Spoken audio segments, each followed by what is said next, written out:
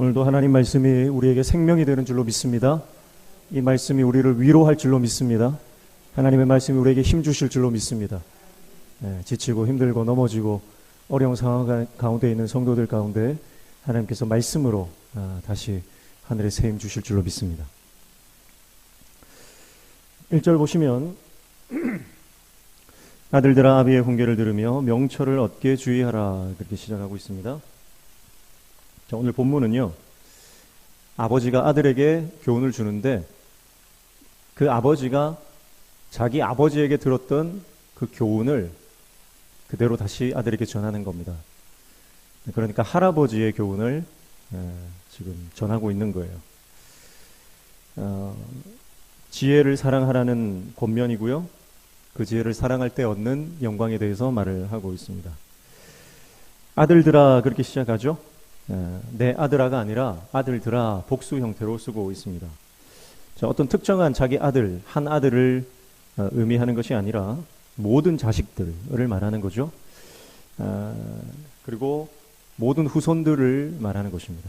그러니까 지금 선대로부터 이어져 왔던 그 하나님의 지혜가 당대에만 머무르지 않기를 원하는 그런 아버지의 마음이고, 이것이 가문에 흐르는 영적인 계통이다, 이렇게 보시면 돼요.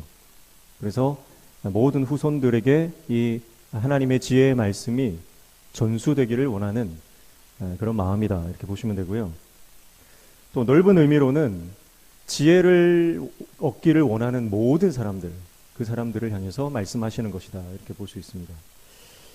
그러니까 혈연 관계에만 국한된 것이 아니고 말씀을 가르치는 자와 말씀을 듣는 자, 스승과 제자의 관계도 포함된다, 이렇게 볼 수 있습니다. 뒤집어서 말하면 무슨 말입니까? 여러분, 우리는 내 자식이면요 모든 거 다 주고 싶잖아요. 내 자식이면, 근데 자식에게 줄 수 있는 가장 소중한 게 뭡니까? 하나님 말씀이라는 거예요. 예수 그리스도라는 거예요. 그래서 내 자식에게, 내 후손들에게 줄 수 있는 가장 귀한 것, 가장 값진 것은 바로 하나님 말씀이고 예수 그리스도인 줄로 믿습니다. 그러나 말씀은요, 이 혈연 관계를 넘어서는 거예요. 그래서 교회에서 만약에 교회학교 교사들이 아이들을 가르칠 때 내 자식처럼 대하라는 거예요. 내 친자식처럼 그에게 말씀을 가르치라는 거죠. 그러니까 이 말씀의 가치는요, 혈연 관계를 뛰어넘거든요. 목회자도 마찬가지입니다. 목회자가 말씀을 전할 때 정말 내 자식에게 전하는 것처럼, 내가 정말 사랑하고 아끼는 자에게 전하는 것처럼 그렇게 말씀을 전해야죠. 대충 시간만 때우는 게 아니고 이 말씀에서 정말 복음의 진수를 가르치고 정말 생명의 말씀으로 영혼들을 먹여 살리고자 하는 그 부모의 마음으로 말씀을 전해야 된다는 겁니다. 우리가 맡은 영혼, 한 영혼이라도 그 영혼이 하나님 말씀으로 살아날 수 있다라고 하는 확신과 믿음을 가지고 그 영혼에게 하나님의 말씀을 전해야 된다는 거죠. 그래서 제가 여러 차례 말씀을 드렸지만 단 한 번의 예배가 우리 인생을 바꿀 수 있다는 거예요. 하나님의 말씀, 그 설교 한 편 듣고 인생이 바뀌기도 한다는 거예요. 사명감 있는 어떤 작가들, 영화 감독들, 이런 사람들은요, 내가 쓰는 책 한 권, 내가 만드는 영화 한 편이 수많은 사람들을 도전하고 수많은 사람들을 바꿀 수 있다고 믿고 그렇게 하는 거예요. 여러분, 악한 사람도 그렇게 합니다. 악한 영화를 만들고 악한 책을 이런 선정적이고 음란한 걸 만드는 사람들도요, 이게 영혼을 파괴할 수 있다고 믿고 해요. 그렇다고 한다면 여러분, 우리가 선한 일을 하는 하나님의 종들로서 우리가 섬기고 우리가 가르치고 우리가 봉사하는 이 일들을 통해서 특별히 말씀을 전할 수 있는 위치에 서 있는 사람들은요, 이 한마디의 말씀이 영혼을 살리고 변화시키고 위대한 하나님의 종으로 만들 수 있다라고 하는 사명감을 가지고 반드시 하셔야 됩니다. 그리고 교회에 오는 우리 자녀들, 다음 세대들, 우리 학생들을 향해서요, 한마디 한마디 할 때도 그 아이들을 격려하고 위로하고 축복하는 말들을 하셔야 돼요. 그 한마디가 그 아이의 심령에 박혀서 그 아이에게 지대한 영향을 줄 수 있다라고 우리가 의식을 가지고 살아야 되는 겁니다.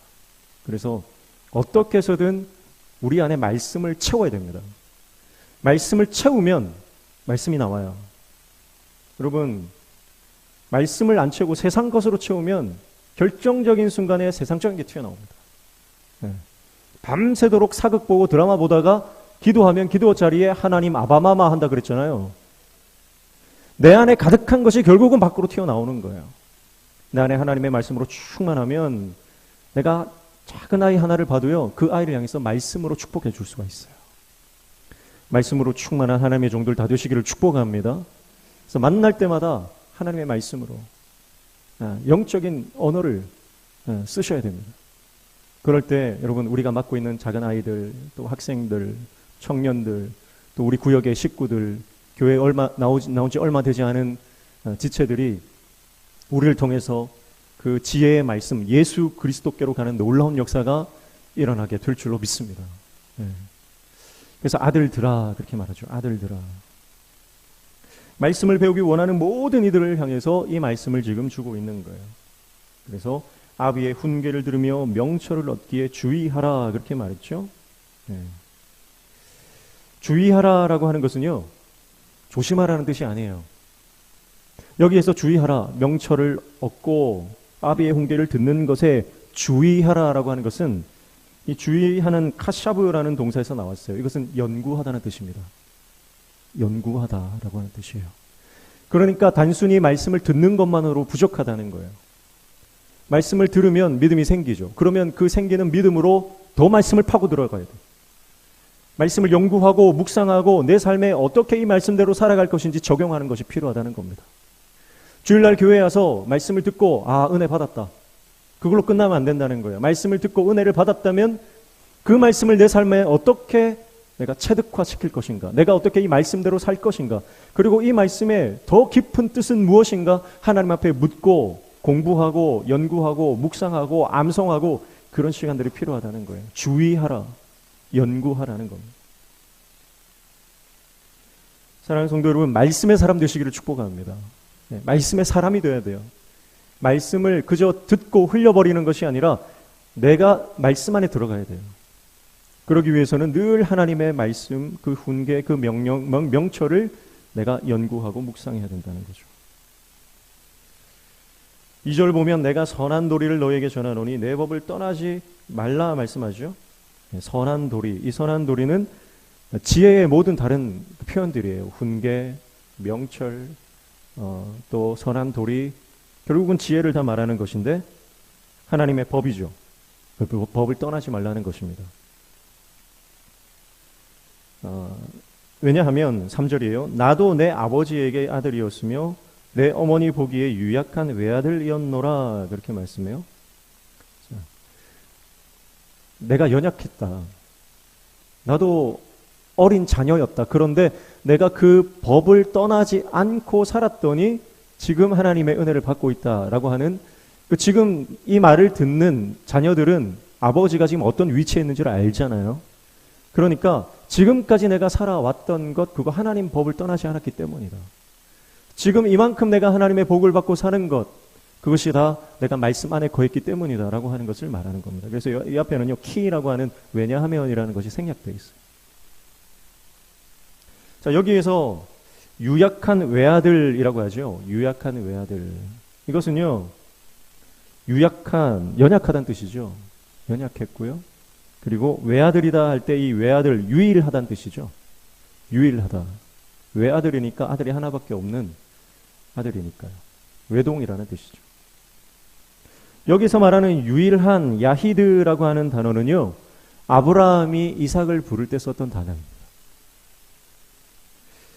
창세기 22장 2절 말씀에 보면 아브라함은 독자 이삭을 야히드라고 하는 단어를 쓰는 거예요. 무슨 뜻이냐면 이 유약한 외아들이다라고 하는 말은 너무너무 힘이 없고 너무너무 연약하고 이런 뜻이라기보다는요, 너무나 비교할 수 없을 만큼 사랑받고 소중한 존재라는 뜻이에요.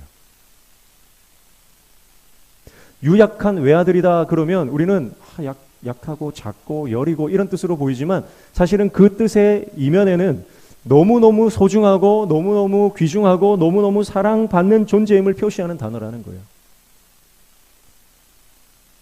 자, 그래서 오늘 말씀은요, 결국 이 사랑에 대해서 말하는 겁니다. 그래서 4절에 보면 아버지가 내게 가르쳐 이르기를 내 말을 내 마음에 두라 내 명령을 지키라 그리하면 살리라 그렇게 말씀했어요. 마음은 레브죠. 레브는 심장입니다. 또 사람의 모든 목적, 태도, 용기, 양심 모든 걸 말하는 거예요. 그러니까 우리의 모든 인격과 지성이 들어있는 곳이 심장이라고 생각하거든요. 고대인들은.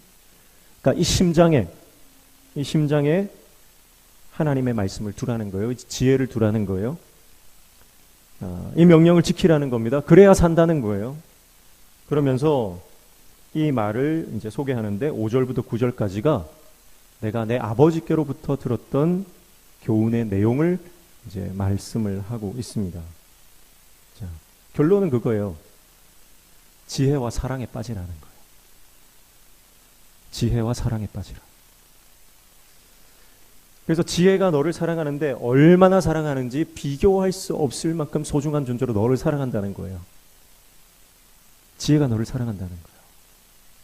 하나님이 우리를 그렇게 사랑하신다는 거예요. 예수 그리스도가 자기 사람들을 사랑하시되 끝까지 사랑하셨던 것처럼 자기의 모든 것을 내어주시면서까지 사랑하셨던 것처럼 그렇게 우리를 사랑하신다는 거예요. 그래서 우리는 그 말씀을, 그 지혜를 사랑해야 된다는 거죠.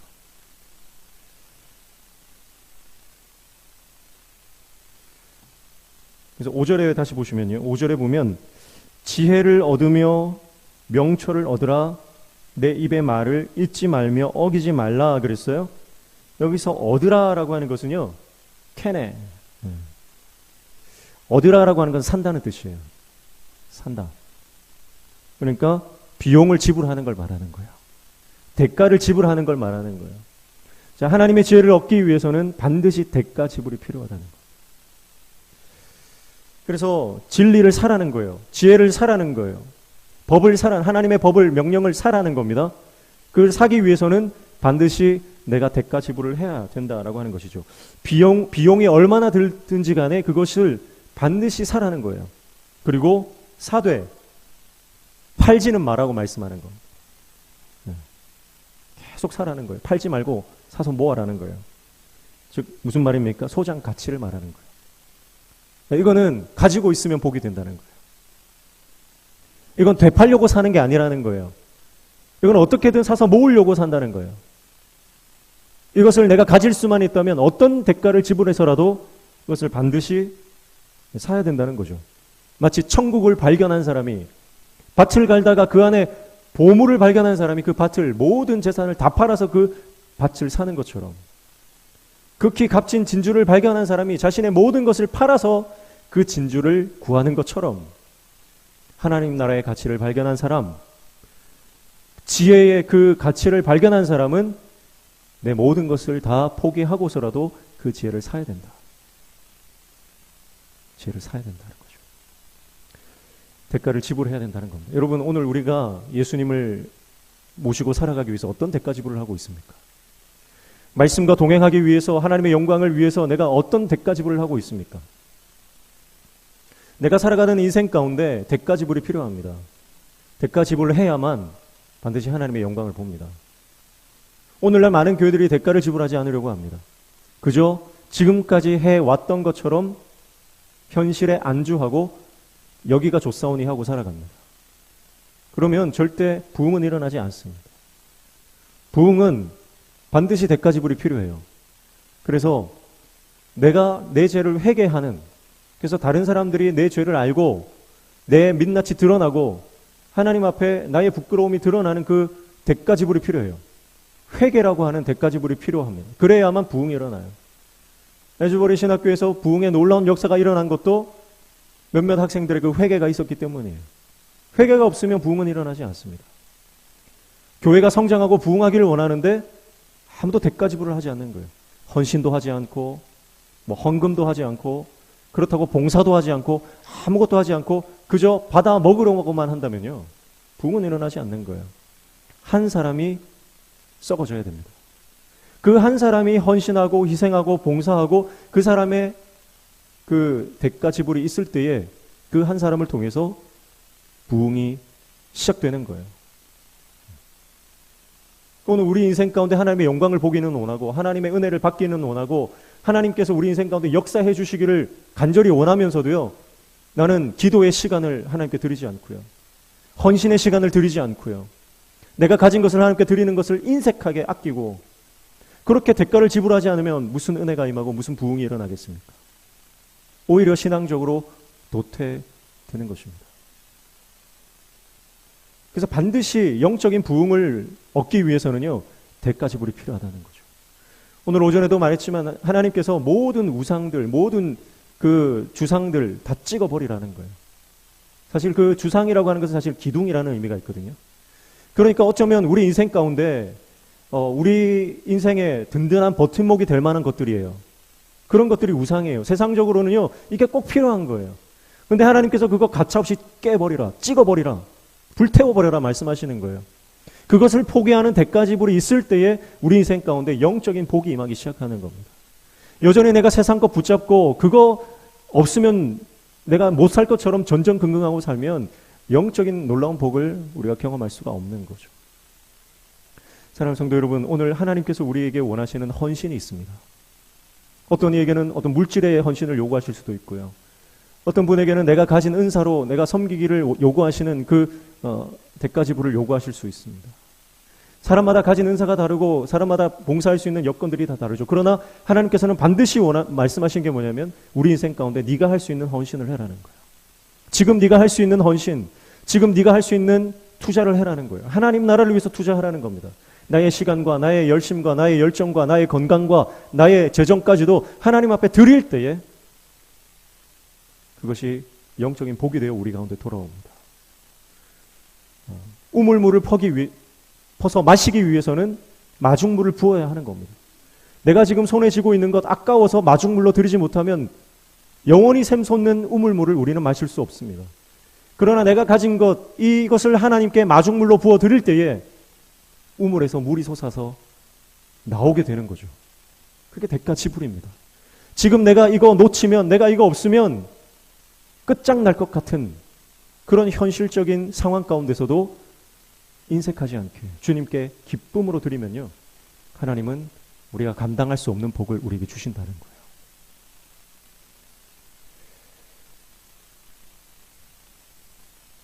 그래서 사라는 겁니다. 지혜를 사라, 명철을 사라. 네. 산다는 거예요. 대가 지불한다는 거예요. 그래서 정말 내가 가치 있는 것에 투자하는 사람이 지혜로운 사람입니다. 우리가 잘 알지만 유대인들을 대학살할 때 쉰들러라고 하는 분은 자신의 전 재산을 털어서 유대인들을 한 명 한 명 샀죠. 대량 학살의 현장으로 끌려갈 수밖에 없는 그들을 뒤에서 한 명씩 한 명씩 자기의 대가를 지불하고 비용을 들여서 한 명씩 한 명씩 빼낸 거예요. 자신의 모든 재산을 털어서 한 명 한 명을 구해냈죠. 수백 명을 그 한 사람이 살려내지 않았습니까? 그는 무엇보다도 생명의 가치가 우선인 걸 알았어요. 그래서 자신의 재정을 포기하고서라도 생명을 구해내는데 인생을 걸었던 것입니다. 여러분, 정말 하나님이 우리 인생의 가장 최우선이라고 하면서 우리는 하나님을 위해서 무엇을 포기하고 희생하고 대가를 지불하고 있습니까? 결국 지갑의 회심이 최종 회심이에요. 내 지갑이 마지막으로 회심한다 그래요. 내가 어디에 돈을 쓰느냐가 결국 그 사람의 영적인 상태다, 이렇게 보시면 되거든요. 내가 돈을 쓰는 것이 생명 살리는 데 쓰고 있느냐, 아니면 먹고 마시고 즐기고 누리는 것에 돈을 쓰고 있느냐, 여러분, 그것을 보면 내가 정말 내 안에 회개가 일어나고 회심이 일어났는지를 가르쳐주는 증거 자료가 된다는 거예요. 그래서 월말이 되면은 신용카드 명세서가 쭉 나오지 않습니까? 그런 것처럼 우리 인생에도 마지막에는요, 명세서가 쭉 나올 것 같아요. 그때 내가 정말 영혼 구원을 위해서 어떤 대가를 지불했는지, 정말 하나님 나라를 위해서, 교회를 위해서, 선교사님들과 낙도와 어주에서 섬기는 사역자들을 위해서 내가 얼마나 섬기고 그들을 위해서 기도했는지, 그 명세서가 하나님 앞에 가면 쭉 나오는 거예요. 주의 종을 위해서 냉수 한 그릇이라도 대접한 사람은 결단코 내가 상을 잊지 않겠다. 하나님 그렇게 말씀하시잖아요, 예수님께서. 여러분, 주님을 나라를 위해서 드린 것 하나님 잊지 않으십니다. 내 시간과 재정과 내 건강과 내 모든 것들을 영원한 가치를 위해서 투자할 수 있는 지혜자들이 다 되시기를 축복합니다.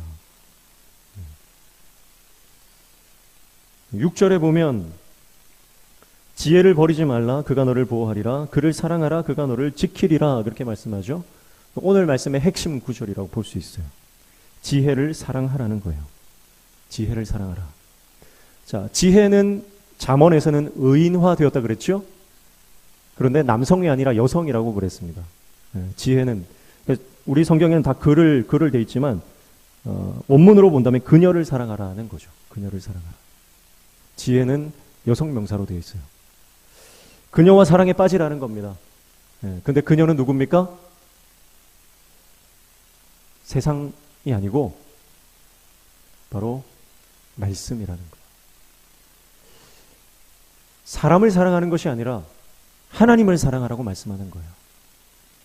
그래서 이 지혜와 그 반대편에 서 있는 것은 바로 말로 호리는 음녀라고 하죠. 우리 앞서서 봤지만 지혜는 지혜로운 여자로 표현됩니다. 그러나 그 반대에는 음녀, 타락하고 음란한 여자로 표현이 됩니다. 그래서 우리에게 순간적인 만족을 주고 순간적인 쾌락을 주고 어떤 잠시 지나가는 어떤 육체적인 어떤 그 만족을 주는 것에 빠지지 말고 영원한 기쁨을 주고 영원한 생명을 주고 영원한 것을 주는 그 하나님의 말씀에 우리에게 우리의 마음을 쏟아라. 거기에 사랑에 빠져라. 그 말씀이에요. 그래서 제자라는 마데테스라고 하는 제자는 무슨 뜻이라고 했습니까? 예수님께 마음을, 그 스승께 마음을 빼앗긴 자. 다시 말하면 쉬운 말로 스승을 사랑하는 자죠. 스승을 너무너무 사랑하고 그 교훈을 사랑하는 사람. 그래서 예수님께 마음을 빼앗긴 사람들은 예수님을 사랑하는 사람들이죠. 예수님을 사랑하기 때문에 예수님을 위해서 모든 것을 던질 수 있는 참 제자가 되는 것입니다. 그래서 내가 지혜를 사랑하면 지혜가 어떻게 한다고요? 그가 너를 지키리라. 그렇게 말씀하세요. 지키리라. 그러니까 내가 말씀을 지키는 게 아니고요. 말씀이 나를 지켜주는 거예요. 내가 말씀을 잘 지켜서 내가 복받아야지. 사실 본질적으로 그게 아니라는 거예요. 내가 주님을 사랑하면 말씀이, 계명이, 주님의 법도가 나를 지켜준다는 거예요. 어디로부터 지켜줍니까? 악한 세상의 조류로부터, 악한 영적인 세력들로부터 우리를 지켜주신다는 거예요. 그래서 세상 가운데 환난을 만날지 모르겠지만 주님을 정말 사랑하는 자는 그 안에 평강이 있습니다. 내가 세상 가운데 좀 힘들고 어려운 형편에 놓여 있을 수 있지만 정말 주님을 사랑하는 사람은 그 안에 기쁨과 즐거움이 있습니다. 그리고 모든 것이 부족함이 없는 상태, 내 잔이 넘치나이다, 그렇게 고백하는 영적인 상태가 되는 것이죠. 그래서 성경은 결국은 누구를 사랑하느냐 하는 문제로 귀결됩니다. 하나님을 사랑할 것인가, 세상을 사랑할 것인가, 하나님을 섬길 것인가, 돈을 섬길 것인가. 결국은 그 문제로 모든 성경은 귀결돼요. 예수님만 사랑하는 저와 여러분 되시길 축복합니다. 신명기 6장 5절 말씀에는 너는 마음을 다하고 뜻을 다하고 힘을 다하여 내 하나님 여호와를 사랑하라. 그렇게 말씀하시죠. 여호와를 사랑하라. 신명기 11장 1절에 그런즉 내 하나님 여호와를 사랑하여 그가 주신 책무와 법도와 규례와 명령을 항상 지키라 말씀합니다. 자, 그러니까 사랑하면요, 그 책무, 법도, 규례, 명령을 지킨다는 거예요. 자, 여기서 말하는 사랑이란 단순히 감정적인 차원을 넘어서 책임을 지고 순종하는 것을 말합니다. 자, 내가 어떻게 하나님을 사랑하는지가 드러납니까? 내가 하나님의 말씀에 순종하면 그 사람은 하나님 사랑하는 사람이에요. 하나님 사랑한다고 말은 하는데 순종하지 않는다 그러면 그 사람은 세상을 더 사랑하는 사람입니다. 그래서 사랑은 명사가 아니다, 동사다, 그런 말씀 많이 들었죠? 사랑은 명사가 아닙니다. 동사입니다. 출애굽기 20장 6절 말씀에 나를 사랑하고 내 계명을 지키는 자에게는 천대까지 은혜를 베푸느니라. 자, 하나님도요, 말로만 사랑하는 분이 아니에요. 하나님도 정말 나를 사랑하는 자에게 1000배까지 은혜를 베풀어 주시겠다. 하나님에게 있어서도 사랑은 동사입니다. 은혜를 베풀어 주시는 거예요. 하나님의 말씀을 거역하고 불순종하는 자에게는 3, 4대까지 하나님 저주하신대요.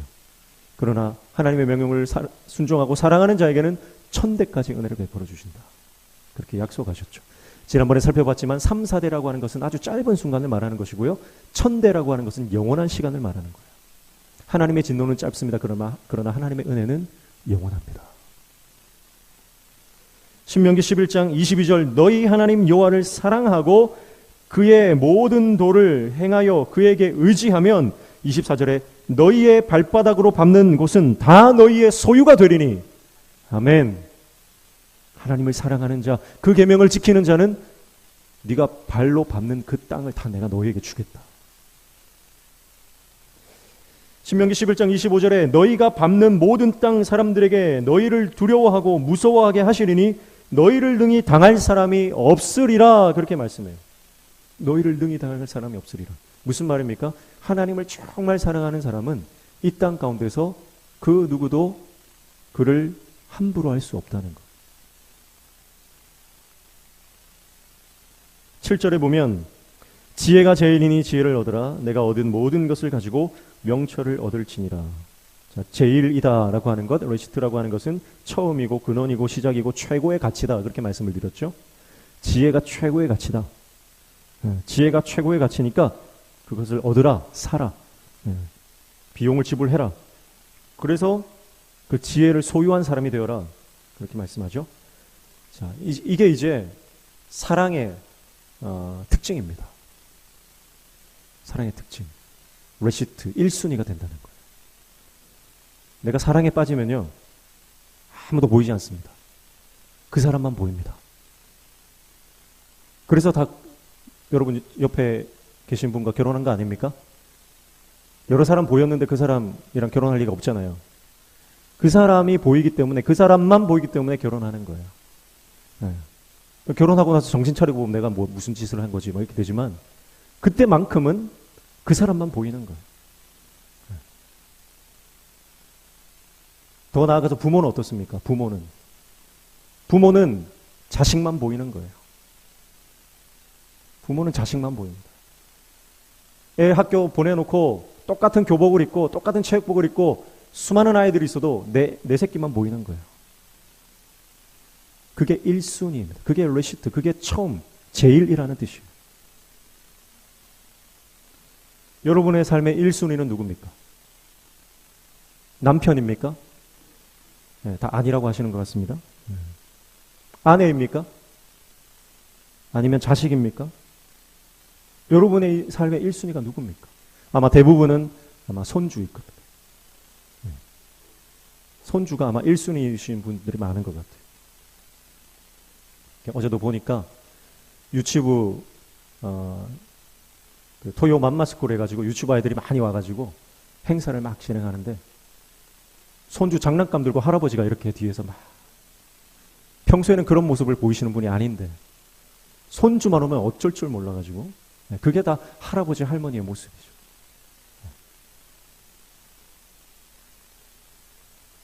내 자식이 잘 될 수만 있다면 내가 못할 게 뭐가 있습니까? 내 손주딸이 내 손자가 잘 될 수만 있다면 내가 못할 게 뭐가 있습니까? 내가 희생하고 내가 좀 덜 먹고 내가 좀 못 입더라도 내 자식에게 내 손주에게 해주고 싶은 것이 그게 내리사랑이죠. 그게 부모의 마음이고 그게 할아버지 된 할머니 된 마음이에요.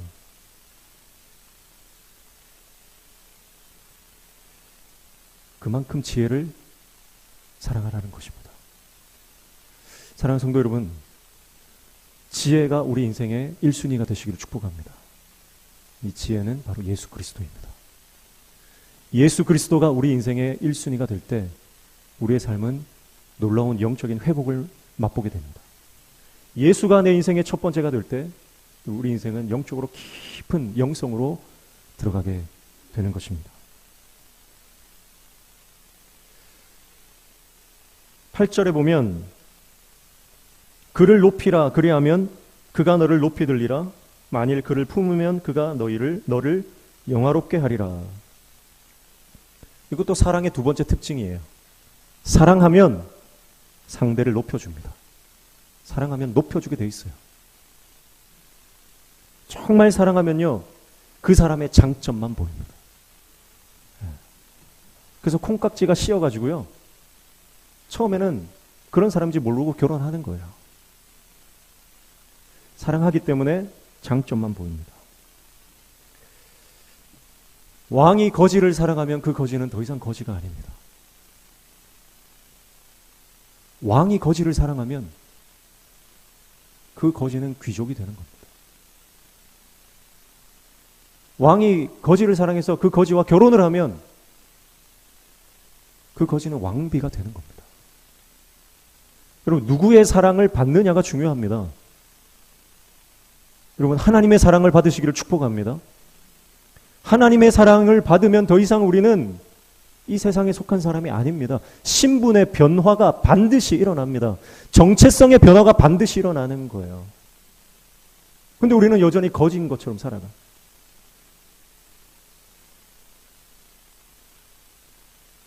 높이 들리라, 높이 들리라. 이 높이 들리라라고 하는 이 우트론 메카라고 하는 단어는요, 더 이상 그 누구도 무시하지 못한다 이 말이에요. 하나님을 사랑하는 자, 하나님의 사랑을 받는 자, 예수 그리스도를 그 마음에 품고 있는 사람은 더 이상 마귀가 그를 정죄하지 못한다는 뜻이죠. 더 이상 악한 세력이 그를 무시하고 공격하고 조롱하고 비방할 수 없다는 겁니다. 우리 안에 말씀이 없고 우리 안에 은혜가 없고 우리 안에 예수가 없을 때는 늘 사단의 조롱거리가 되었습니다. 그래서 쓰러지고 넘어지고 자빠지고 울며 우리는 늘 실패감, 좌절감, 절망감 가운데 빠져서 살았습니다. 그러나 예수가 내 안에 들어오고 내가 하나님의 사랑을 받는 자라고 하는 그 깨달음을 얻게 되면 더 이상 그 어떤 누구도 우리를 무시할 수 없어요. 우리를 조롱할 수 없어요. 우리를 비난할 수 없어요. 사랑하면 인정받고 존경받고 높아집니다. 여러분, 가정에서 남편을, 아내를, 자식들을 높여주시기를 축복합니다. 내 힘으로 하는 것이 아니라 내 안에 예수가 있기 때문에 예수의 사랑으로 남편을, 아내를, 자녀들을 높여주시기를 축복합니다. 그렇게 높여주면 인정받고 사랑받고 존경받는다는 느낌이 들면 회복이 일어나거든요.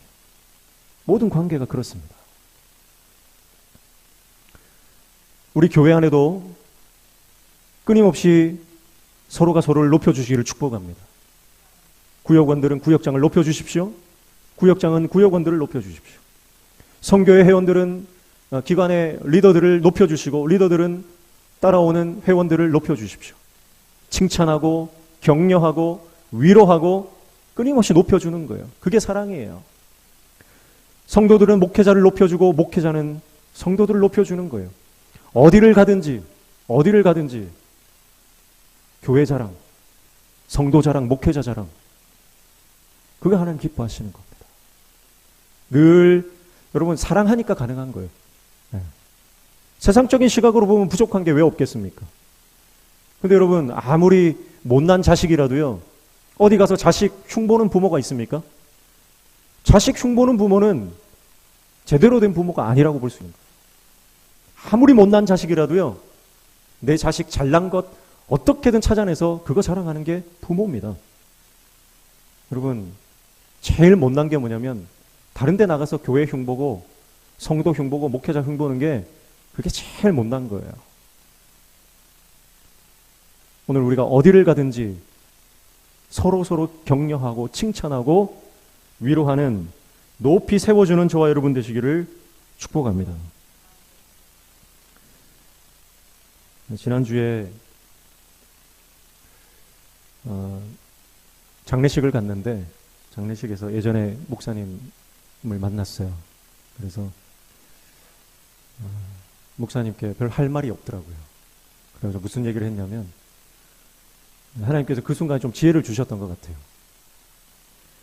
좀 앉아서 어색한 시간이 이제 지속이 되니까 제가 말을 이렇게 꺼냈어요. 요즘에 들려오는 얘기가 그 집사님이 그렇게 열심히 하신다고,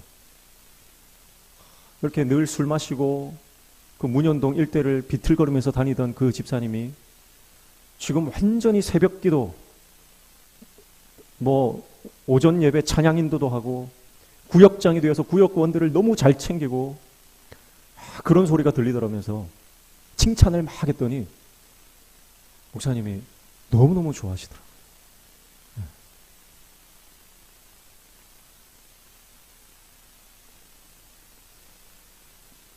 칭찬하면 기분이 좋아지는 거죠. 자기 교회 칭찬해 주는데 싫어할 사람이 누가 있겠습니까?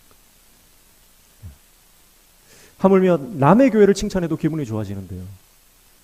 여러분, 우리가 서로가 서로를 칭찬하고 격려하면 어떤 역사가 일어나겠습니까? 우리 안에 긍정적인 언어, 믿음의 언어, 영적인 언어들로 채워지기를 축복합니다. 그래서 날마다 만날 때마다 사랑합니다. 축복합니다. 감사합니다. 건강하십시오. 잘 될 겁니다. 응답될 겁니다. 하나님이 복을 주실 겁니다. 멋지십니다. 잘하십니다. 아멘 하신 분들은 잘 될 줄 믿습니다. 지금 말고요. 아까 방금 전에. 믿음의 언어, 긍정적인 언어로 우리 삶을 채워야 된다는 거예요. 연초에 하나님께서 제 안에 강력하게 주셨던 말씀이, 여러분, 하나님께서 고치리라. 회복시켜 주시겠다는 거예요. 여러분, 하나님 말씀 붙잡고 예수 안에 거하면 반드시 회복이 일어나는 것입니다. 생각에서 변화가 일어나고, 생각의 회복이 일어나고요. 늘 안 된다, 싫다, 짜증난다, 불편하다, 그 생각의 견고한 진이 회복된다는 거예요. 말씀 안에 들어가면요. 된다, 할 수 있다, 축복 받는다, 은혜가 임한다, 부흥이 임한다. 여러분, 그 긍정적이고 믿음의 언어들로 우리의 생각이 채워지고요. 그러면 우리 언어가 회복되기 시작합니다. 늘 불평하고 원망하고 짜증내고 비교하고 정죄하던 우리의 입술이 축복하고 격려하고 위로하고 긍정적인 언어들을 쏟아내고 믿음의 언어를 쏟아내는 입술로 바뀌게 되는 것입니다. 하나님께서 우리 입술에 파수꾼을 세워주실 줄로 믿습니다. 그래서 부정적인 언어가 탁 나오려고 그러면요, 파수꾼이 매를 들고 그냥 우리 입술을 그냥 탁 때려버리는 거예요. 성령께서 우리 가운데 은혜를 주실 줄로 믿습니다. 그래서 계속해서 이 회복의 은혜, 변화되는 회복의 역사들이 일어나는 것을 우리가 갈망하고요. 그래서 끊임없이 여러분, 우리 안에 못된 심보가 있어요. 어떤 심보냐면요, 잘 안 되는 것을 즐기는 심보가 있어요. 누가 잘 안 됐다더라 그러면요, 속으로 기쁜 거예요. 어떤 분이 목회를 했는데 실패했다더라 그러면 내 안에 뭔가 이 약간 변태적인 쾌감이에요. 그건 사탄이 주는 거예요. 그러니까 하나님 주시는 감정이 아니에요. 누가 아픈데 내 마음에 뭔가 싹 기분 좋은 감정이 들어오잖아요. 그건 사탄이 주는 거예요. 누가 아프고 눈물 흘리면요, 같이 울어주는 게 그게 성령의 역사입니다. 사랑하는 성도 여러분, 오늘 저와 여러분의 인생 가운데 참된 이 놀라운 회복의 은혜가 일어나기를 축복합니다. 마지막 9절입니다. 9절에 보면 그가 아름다운 관을 내 머리에 두겠고 영화로운 면류관을 내게 주리라 하셨느니라, 그렇게 말씀하죠. 사랑의 특징 세 번째입니다. 뭡니까? 사랑하면 꾸며주는 거예요. 사랑하면 꾸미는 겁니다. 근데 자기를 꾸미는 것보다요, 정말 사랑하면 상대편을 꾸며줘요. 화장품도 사다 주고 옷도 사다 주고 고급진 것, 좋은 것, 그런 거 다 해주는 거예요. 사랑하니까 아깝지가 않은 거예요. 근데 사랑한다 말하면서요, 맨날 싸구려만 먹이고, 사랑한다고 말하면서 막 계산해가지고 얼마 내라 그러고 더치페이 하자 그러고 그러면요, 그 사람이랑 당장 헤어지면 됩니다. 청년들. 그건 사랑하는 게 아니에요. 사랑하면 아끼지 않고 그 사람을 아름답게 꾸며줍니다. 영적인 것도 마찬가지죠. 영적인 것도요, 그 사람을 아름답게 내가 계속해서 그 언어로, 행동으로 그 사람을 아름답게 해주기 위해서 노력하게 되는 것입니다. 여기서 아름다운 관과 영화로운 면류관이라고 하는 것은요, 특별히 결혼식에서 신부를 아름답게 꾸며주는 그런 의미가 담겨 있습니다. 그래서 결혼할 때, 결혼식에서 웨딩드레스 입을 때 얼마나 신부가 설렙니까? 근데 그때만큼은요, 아끼지 말고 신랑이 신부를 아름답게 최선을 다해서 꾸며줘야 되는 거예요. 왜냐면 자랑스럽거든요. 이 여자가 내 여자다. 이 남자가 내 남자다 하는 자부심이 있거든요. 그러니까 어떻게든 사람들에게 아름답게 꾸며서 보여주고 싶은 거예요. 또 그 영화로운 면류관을 씌워준다는 것은 왕관을 뜻하죠. 왕관. 이것은 그에게 왕위를 계승해 준다는 의미도 있습니다. 그러니까 그가 완전히 다른 신분으로 변화되는 것이죠. 말씀 안에 거할 때 그 말씀이 우리의 삶을 아름답게 변화시켜 주실 줄로 믿습니다. 영적으로 변하는 거예요. 정말 처참하던 죄 가운데 빠져서 허덕이던 우리의 인생이 예수 안에 거할 때 말씀이 우리를 새롭게 하심으로 이전 것은 지나갔으니 보라 새 것이 되었도다. 하나님의 놀라운 사명자로 우리는 회복되게 될 줄로 믿습니다. 그래서 아름답게 주님의 사명을 감당하는 거예요. 그전에는요, 자기 중심으로 살았습니다. 하나님의 사랑을 모르고 이 지혜를 소유하지 못하고 예수가 내 안에 없을 때는 나를 위해서만 살았고요. 다른 사람을 향해서도 인색하게만 굴었습니다. 그런데 예수를 알고 그 은혜를 알고 나서부터는요, 아름다운 사명자가 되어서 복음을 전하고 생명을 살리고 수많은 사람들에게 이 복된 소식을 전하는 놀라운 능력의 삶을 살아가게 되는 것이죠. 그래서 오늘 아버지가 자녀들에게, 스승이 제자들에게 선대로부터 이어받은 그 지혜의 말씀을 전하고 있습니다. 지혜와 사랑에 빠져라. 지혜와 사랑에 빠져라. 그러면 그 지혜가 너를 지킬 것이고 그 지혜가 우리 삶의 1순위가 되어서 우리 삶을 이끌고 갈 것이고, 그리고 우리는 그 지혜가 우리를 높여주시며 그 누구도 우리를 비방하거나 조롱하거나 무시하지 못하는 삶을 살도록 하실 것이며 우리의 삶을 아름답게 꾸며주실 것이다. 그렇게 우리에게 약속하고 있습니다. 이번 한 주 동안 예수님과 이 지혜의 말씀과 동행하는 삶을 살아가시기를 축복합니다. 그래서 우리의 삶이 더욱더 아름다워지고 풍성해지고, 여호와는 나의 목자시니 내게 부족함이 없으리로다, 내 잔이 넘칩니다 하는 이 고백으로 이번 한 주간을 믿음으로 살아가며 승리하는 저와 여러분 되시기를 주님의 이름으로 축복합니다. 찬양하겠습니다.